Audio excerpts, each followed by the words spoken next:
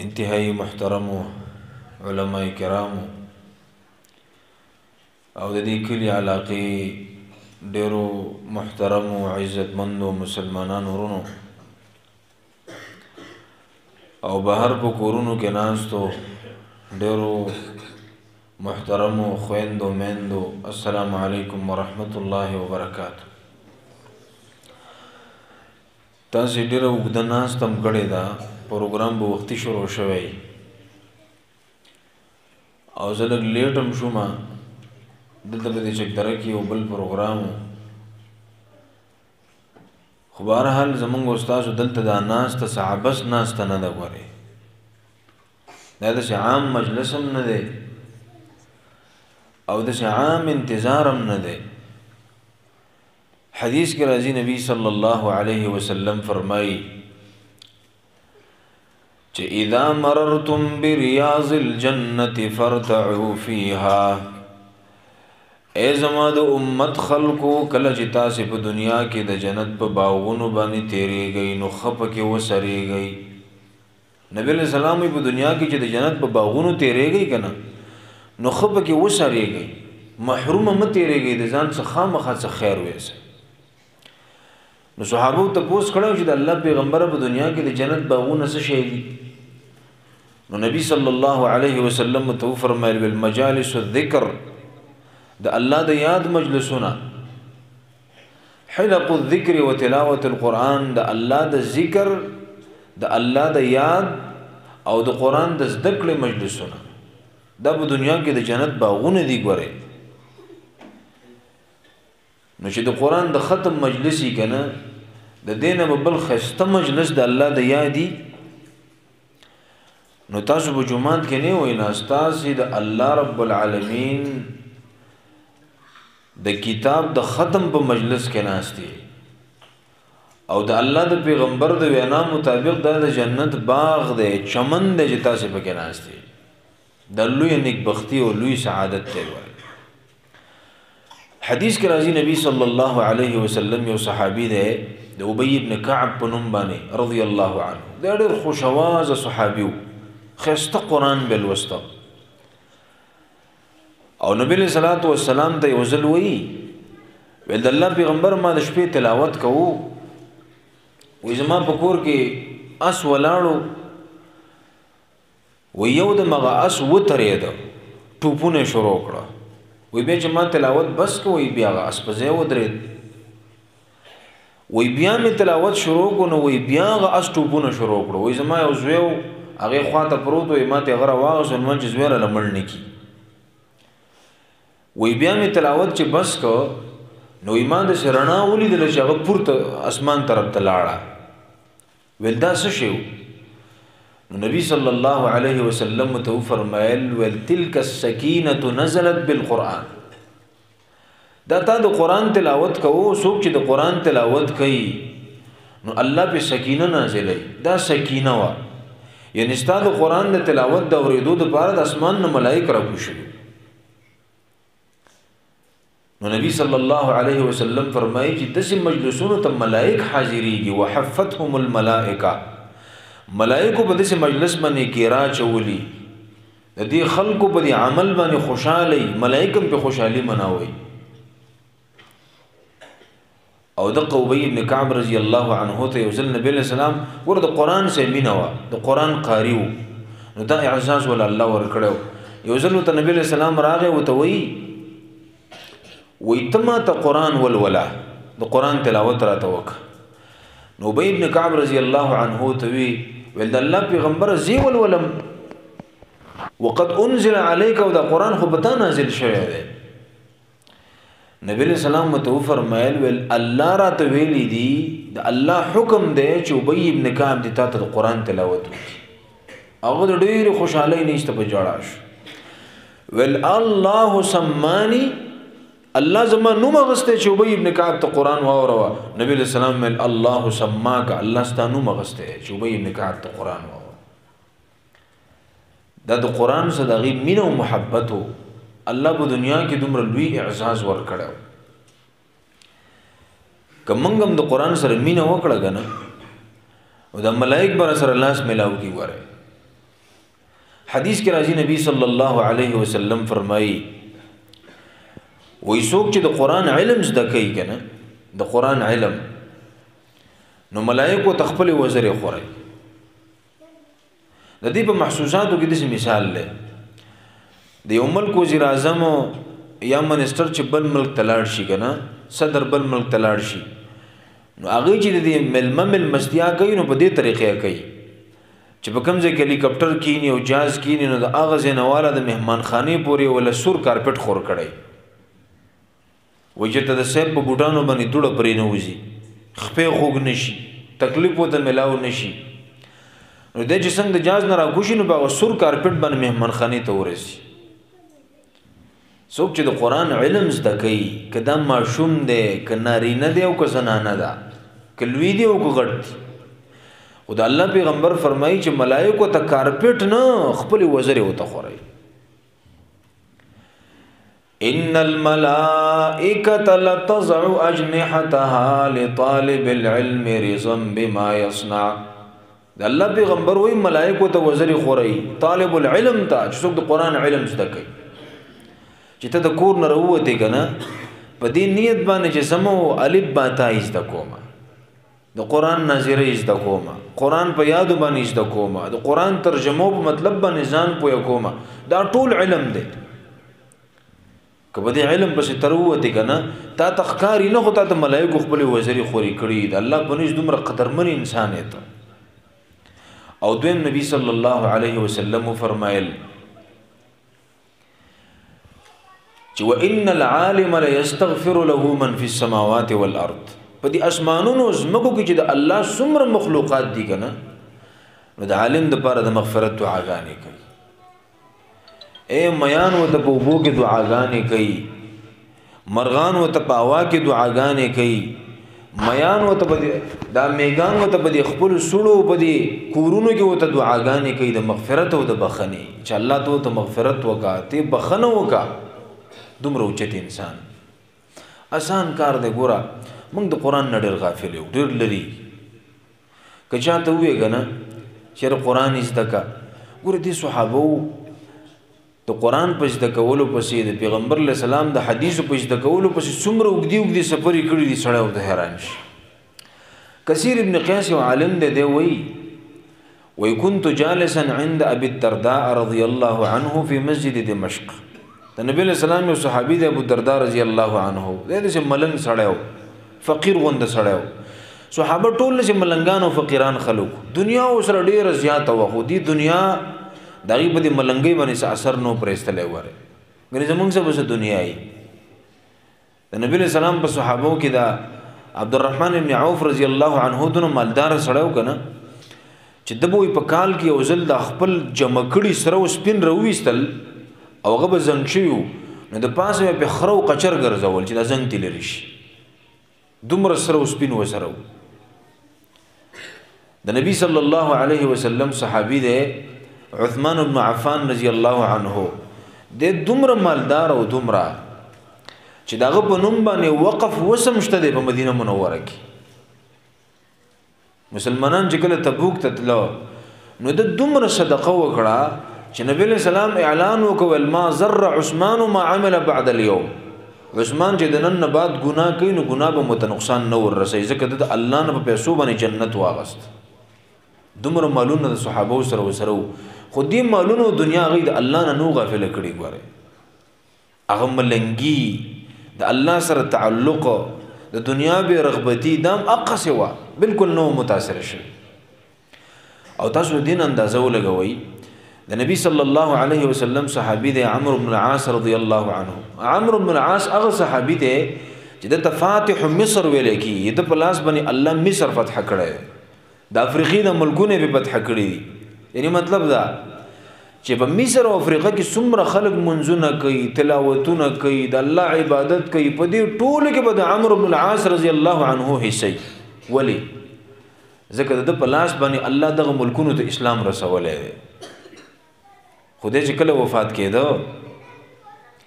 وې دیوال ته مخ اړولې او جړلې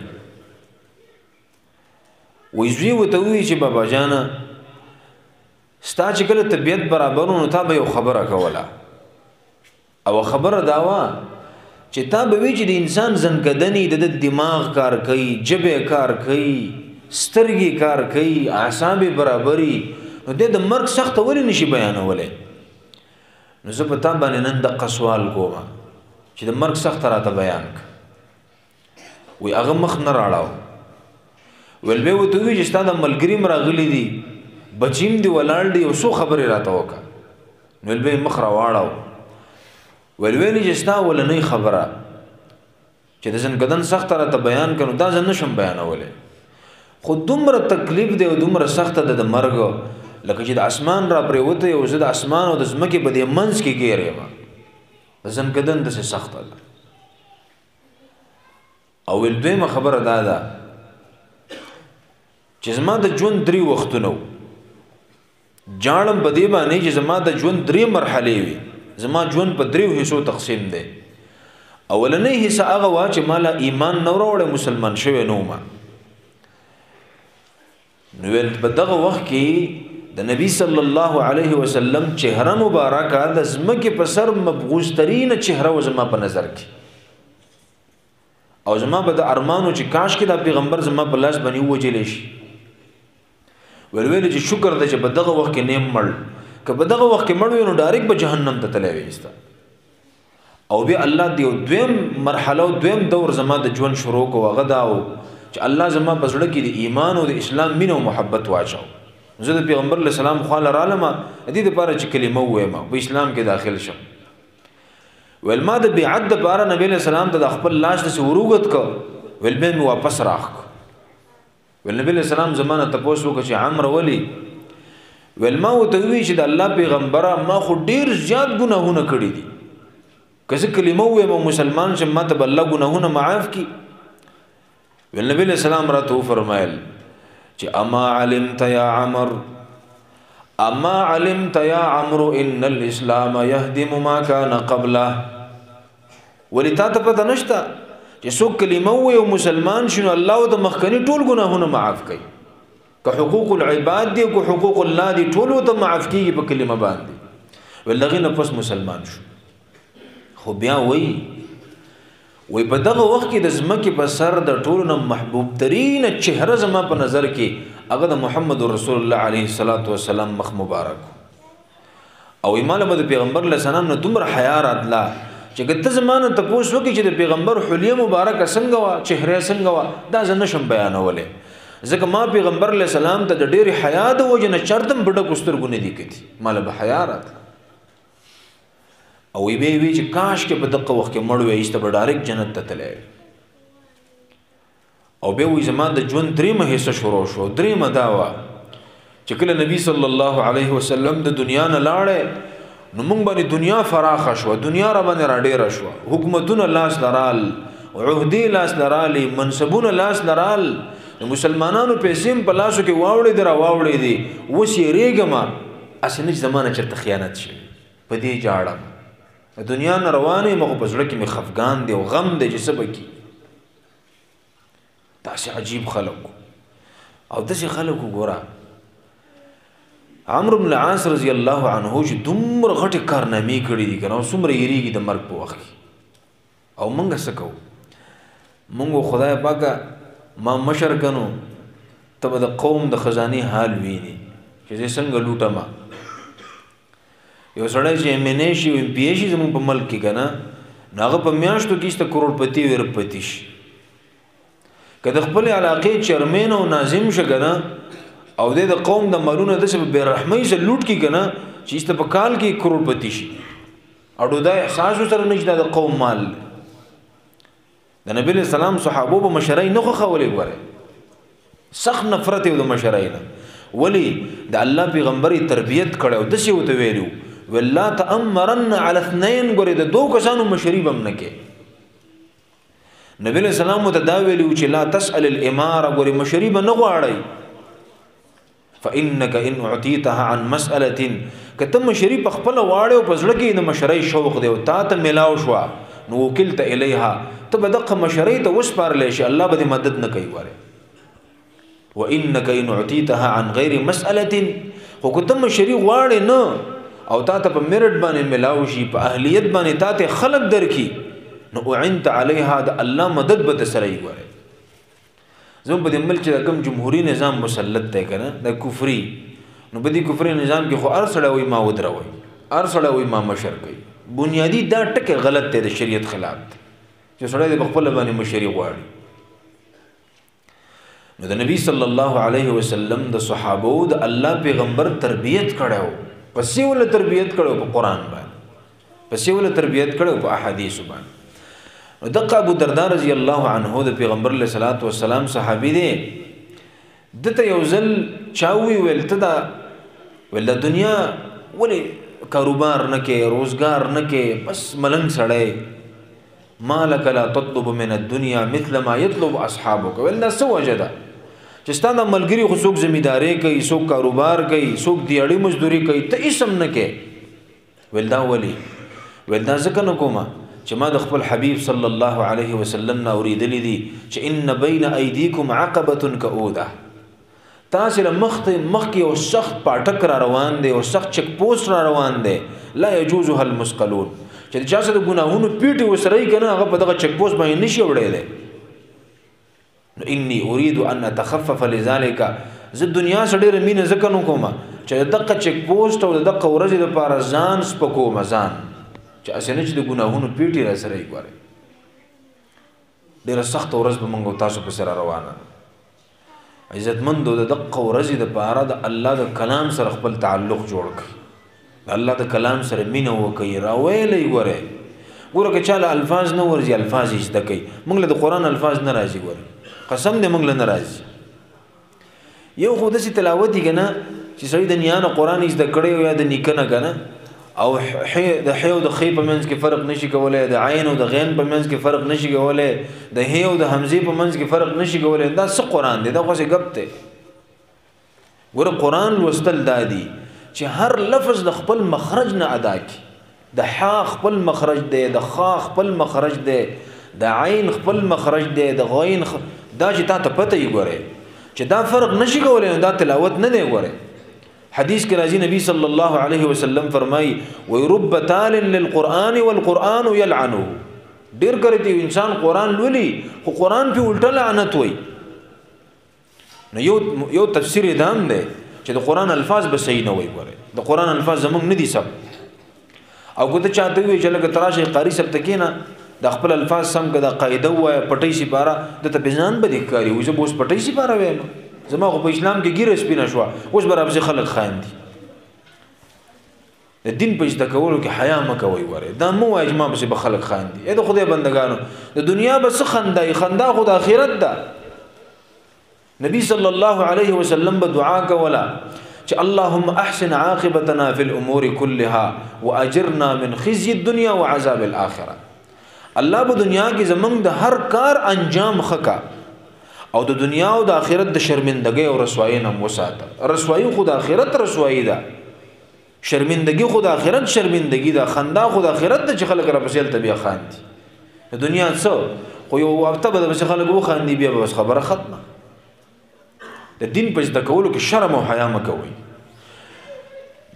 نن عزم وک عزم ګوره وځه بدنن قرآن شروع کوم قاری شه تو وځما قاری شه د قرآن ووره چغستان یو رکوع تلاوت ووري کنه او تا ته وی چې قرآن دی ټیک نه دی نو تاخير مکوا ځان له پټي شي پارواله وست راشه په دې سلیریش غنټو کې چې نیمه غنټه ټیم منګ ورک والله است په یو کال کې به زمنګ دار څه بدلی ګوره یو کال کې به هر څه بدلی زبدي رادیو باندې سار کې زما درس نو زه د علم ترغیب ډیر زیات ورکوم زه علم شروع کوي نارینا زنانا تاسو سپینګری بوډاګان کنه چې هغه مثلا زما خپل 2 کال مخکې راغلي دوی موږ قرآن شروع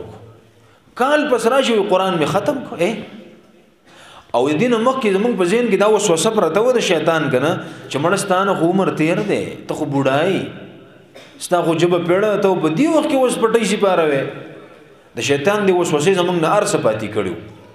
او کله نه چې موږ درس واورید شوق امر پورته شو وې شروع مې وکړه قاعده مې ویله ناظره مې امداد ختم کړه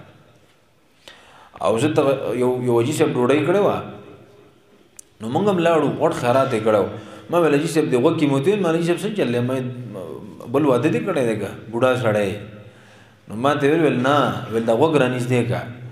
ما ته ویل زر پیرې مې قرآن ختم کو سپینګیری بوډا ګوره چې زړه ځواني که نه حوصله مضبوطه یو انسان کې همتي دا به بوډا او به ځوان پسې نه ده ګوره دا اوس دا بوډاګان نه دي دا زموږ د اوسنو ځوانانو نه ګوره ډېر تکړه دي اوس که ما به د جومات کې تپوس وکړو چې بېګا چې تهجد چا وکړي دي نو کېدای شي د سپینګیري لاس پورته کړي ولکان کېدای شي هم لاس پورته نه کړي حال دا نه چې دومره اوږدې اوږدې شپې دي په دې سلفو کې عالم دی هغه به وایي په دې جمعې کې به پاسېده او وی په تقریر کې به دا وی چې یا اهل القرآن اې د قرآن منونکو قد طال الليل لقيامكم الله شپه اوږده کړه د دې دپاره چې تاسو پکې الله ته ودرېږئ وقصر النهار او ورځ الله لنډه کړه لصيامكم د دې دپاره چې تاسو پکې نفلي روژې ونیسئ موږ چې د رمضان د میاشتې روژې ونیسو که نه بس موږ توره وواله بس بیا په کال کې یو نفلي روژه دا ښځې تکړه دي دا د پیر د ورځې روژه نیسي د جمعرات د ورځې روژه نیسي ایام بیس د میاشتې دا 3 روژې نیسي د عاشورې روژه نیسي د عرفې دا نیسي او سړي هغه دې قیسو نه مات دي زه داسې وایم چې هغه سپینګیري بابا ما ته ویل زه په 3 ورځو کې قرآن ختموم سپینګیری سړی او زمانه تهجد الحمدلله نه قضا کیږي د اشراق او د څاښ مونځ زمانه نه قضا کیږي دا کم ځوان کوي ځوان خو هغه دی چې دا ځواني د الله د دین نه زار او قربان کړه حدیث کې راځي نبی صلی الله علیه وسلم فرمایي وایي د قیامت په ورځ چې الله د خپل رحمت د سوري لاندې چاله ځای ورکوي یو پکې هغه نوجوان دی شاب نشأ فی عبادت الله هغه ځوان چې د خپل ځواني د الله په عبادت او بندګۍ کې تېره کړې وه ځواني د الله د دین نه لوږه کړې وه دې ځوان له به الله د قیامت په ورځ د خپل عرش د سوري لاندې ځای ورکوي هغه ورځ چې د الله پیغمبر وي دومره ګرمي به وي که نه چې دا ځمکه به د طبخي په شان ګرمه شوي نور به د 1 میل په مقدار باندې نږدې په دغه ګرمه ورځ به الله تعالی د خپل رحمت د سوري لاندې مړه هغه سادی بابا وی در جوانی توبه کردن شی وی پیغمبر است او وقت پیری گرگ ظالم می شود پرهیزگار په ځوانۍ کې عبادت کول د انبیانو طریقه ده او چې سړی بوډا شي نو بس چې شرمخم بوډا شي بس بیا د سنم چې بوډا توب عبادت غني عبادت نه ده خو کمالی عبادت د ځوانۍ دی وره چې سړی په ځوانۍ کې ده اغری خان بابا یو شعر دی وی توبه الله د شراب او چې شراب د تپراتی او چې بوډا شي خلک کړه په بیا توبه د سکړي دا خو خون الله کوي چې ستا ته ګناه کولای شي او ګناه ونه کی چې موږ د ګناه نه پرې وځو نو به خود نه کینو چې اوس سره ګناه نشي کولای نو به خود نه کوي چې تا ته د ګناه مکمل ویږي او ته د ګناه په کولو قادر او کولای شي او طاقت دشته دی او بیا ونه کی کمال دا دی ګوره دې ته توبه وای عبادت او بندگی او پرهیزګاری دی ته وای زما درخواست دا دی چې مړه دا جونا سیم تیر دی پته نه لګي چې کله مرو کې دې چې نه زمو په د لاره تاسو خبر شي چې پلانې او پات شو د دې څه پته لګي پښتانه نه وي دنیا تر تک په نمبر دی هو تک به نمبر دی دې بوډاګانو به څومره ځوانان په خپل لاسو خاورو ته کوز کړي د سیده کنه ده منګ به خپل ژوند کې د ځان نه کشران ولیدل چې غزم مخه ته لاړو د خاورو نه لاندې شو په دې ژوند سره اعتماد پکار دی سړی د الله مخې ته ولې ځان سر ټیټی کوي چې سماله د الله مخې ته سر ټیټي او په دې سلفو کې عالم دی هغه جنت ته 2 قدم لار دی و یو قدم به خپل نفس باندې کېده کنه دویم قدم به په جنت کې کېدی دنیا مثال وي د ذره دی دا ذره چې په سترګې کې پرې وته نو به تخورونم په نظر ناراضي ګوري هر څه بدن پناي عمر خطرناک شی نو به خپل ژوند لږ سوچ پکار دی دا ژوند د ټایم ټیبل مطابق تیرول پکار دی چې دا ټیم مزه خوب کوم دا ټیم په موبایل کې ګوتې قسم دې موږ ټول فارغ ټیم د موبایل نه قربان ک بس چې ګوري موبایل کې سر خطه کړي چې ګوري موبایل کې ارزما سه ملګری تلو پروګرام ډیرو غوښ سم چې زره وته ما ته مله لکه ته خوري غټ انتظار وکړو هغه موبایل راوغس چې دا شي کنه ور انتظار څه ته وي مړه ورځ شپې تیری شو موږ د سټیم نه خبري و چې ټیم سن تیر شي به مو ته بلار بنیو ملته ته پته ده چې دا ټیم ستاسو د الله امانت دی وره مسلمان الله فارغ نه پیدا کړی وره مسلمان الله وزګار نه پیدا کړی د مسلمان هر منټ او هر سکند قیمتي دی او د یو منټ او یو سکند ته پوس به الله کوي چې بنده تعالی مې دا فراغ درکړو د پس کې تیر کړو. لہذا د هغه ورځې د پر ځان تیار کړي په کوم ورځ چې موږ د الله سره مخامخ کیږو. او حدیث کې راځي نبی صلی الله علیه وسلم فرمایي چې ما من احد الا سيكلمه ربه وليس بينه وبين الله ترجمان. پتا چې هر یو تند څه دی وای کنه چې دی به د الله سره براه راست خبرې کوي، براه راست د الله په منځ کې وسوک ترجمان هم نه غوړي. الله به تاسو نه کوي. الله یې سخت مرحله موږ تاسو ټول ته آسان کړي. او تاسو د بچو د ختمونه ندی الله زموږ استاد ټول نه قبول کړي او د خیر او د برکت ذریعہ دی الله تعالی وګرځي. زموږ د ټولو لپاره دی الله تعالی جاری صدقه وګرځي. اقول قولي هذا استغفر الله لي ولكم ولسائر المسلمين. مفتي محمد إبراهيم محمدي